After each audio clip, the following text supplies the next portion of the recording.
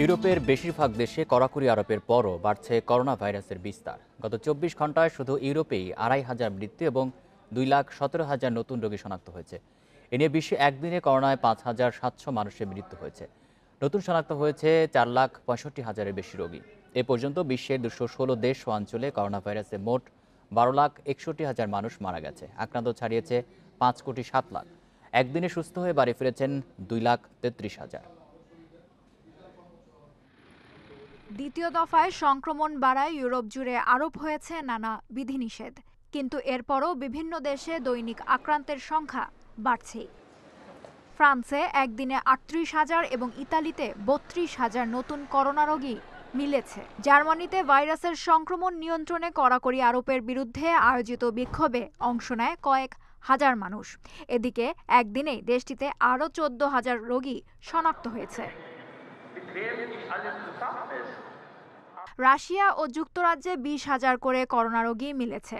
রাশিয়ার হাসপাতালগুলোতে ওষুধে ঘাটতি দেখা দিতে পারে বলে শঙ্কা প্রকাশ করেছে চিকিৎসকরা। কসোভোতে বিস্তার বাড়ায় ছুটির দিনে কারফিউ জারি করা হয়েছে। ক্রোয়েশিয়ায় ভাইরাসের বিস্তার রোধে আরোপ করা বিধিনিষেধের বিরুদ্ধে বিক্ষোভ করেছে কয়েকশো মানুষ। রোমানিয়ায় শীত বাড়ার সাথে সাথে হু হু করে বাড়ছে করোনা ভাইরাসের বিস্তার। দেশটিতে সোমবার থেকে ১ মাসের লকডাউন জারি হয়েছে। বন্ধ থাকবে স্কুল ও কলেজ। ইউক্রেনে একদিনে ১০,০০০ রোগী শনাক্ত হয়েছে। বেলজিয়াম ও নেদারল্যান্ডসে বিধিনিষেধ আরোপের পরও সংক্রমণ লাগামহীনভাবে বাড়ছে। ব্রাজিলে কমেছে প্রথম দফার সংক্রমণ। একদিনে নতুন করে ১০,০০০ রোগী মিলেছে। আর্জেন্টিনার রাজধানী বুয়েনোস আইরেসে ৭ মাস পর কড়াকড়ি শিথিল করেছে প্রেসিডেন্ট অ্যালবার্তো ফার্নান্দেজ। এদিকে পর্তুগালে কোনোভাবেই কমছে না করোনা ভাইরাসের সংক্রমণ। উপায় না পেয়ে দেশ জুড়ে জরুরি অবস্থা জারি করেছেন দেশটির প্রেসিডেন্ট মার্সেলো রেবেলো ডি সিজা।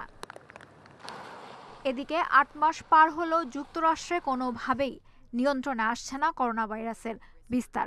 প্রতিদিনের সবচেয়ে বেশি মৃত ও আক্রান্তের তথ্য আসছে দেশটি থেকে। রোববার করোনায় ৪৮০ জনের মৃত্যু হয়েছে সেখানে। নতুন শনাক্ত হয়েছে ৯৭,০০০ মানুষ। সম্প্রতি দেশটিতে নির্বাচন এবং নির্বাচনের ফলাফল ঘিরে জনসমাগম বেড়েছে। ভারতে গত ২৪ ঘন্টায় ৪৯১ জন মারা গেছে। শনাক্ত হয়েছে ৪৭,০০০ রোগী।